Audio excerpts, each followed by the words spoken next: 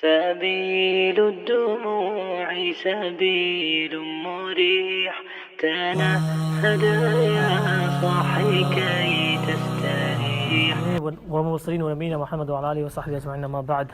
السلام عليكم ورحمة الله وبركاته. This is a very brief 5-minute reminder for all of us that when we go throughout our lives, we become very dependent on those around us. And we end up limiting ourselves to that extent.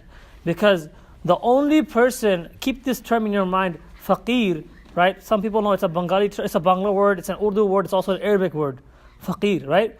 What does faqir mean? Does anyone know? Beggar, poor, something along those lines.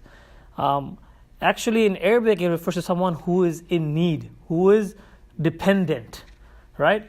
Dependent on whatever that person is needing, whatever that person needs. Now, we are all faqir one way or another. And we are only faqir, we are only in need of Allah subhanahu wa ta'ala. Sometimes we feel like, what would happen if someone from my beloved family passed away? What would happen if I failed my classes? What would happen if I got into a car accident?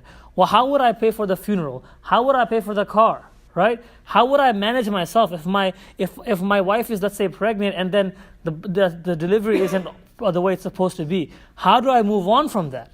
So something in Islam that we have to learn is learning how to let go.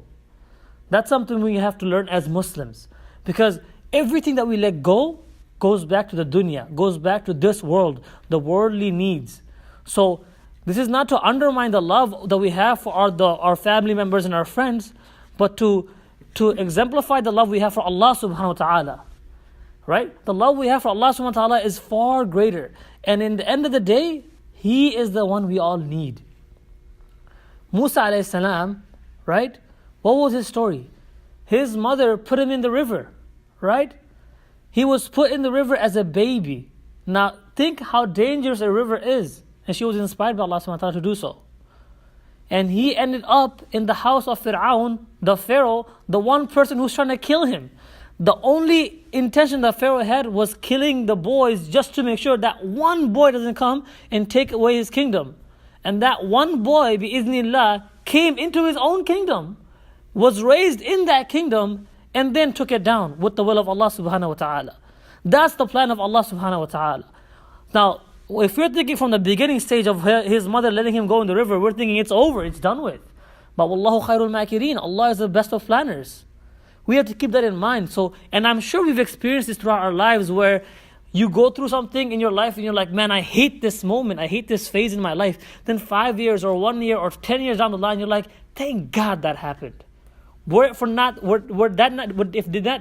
didn't happen, then I wouldn't be where I am right now. If that didn't happen, I wouldn't be where I am right now. Sometimes we don't get into colleges we want to go into, right?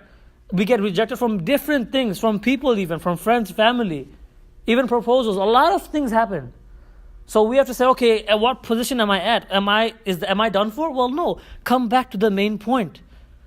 The point, the purpose we all have is to serve Allah subhanahu wa ta'ala.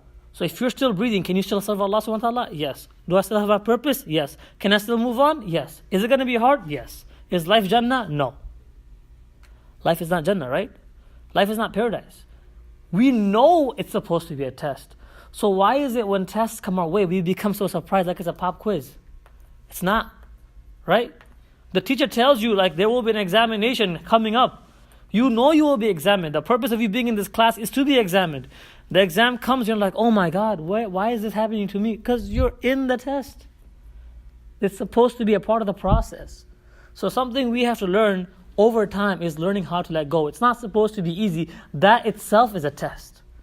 And when you learn to let go, and it doesn't mean just, shun your family members, of course not. But what I'm saying is have a strong sense of independency about yourself that if something were to happen, how would I manage?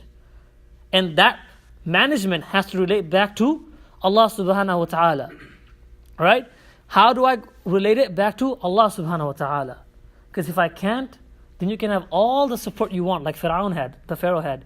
You can have an entire kingdom, and you can think you can do whatever you want, and you can try to kill every son in the entire area, and you will still be brought down because Allah commanded it. If Allah wills good for you, there is no one that can bring you harm. And if Allah wills harm for you, there is no one that can bring you good. With that, I'd like to conclude. Jazakallah khair.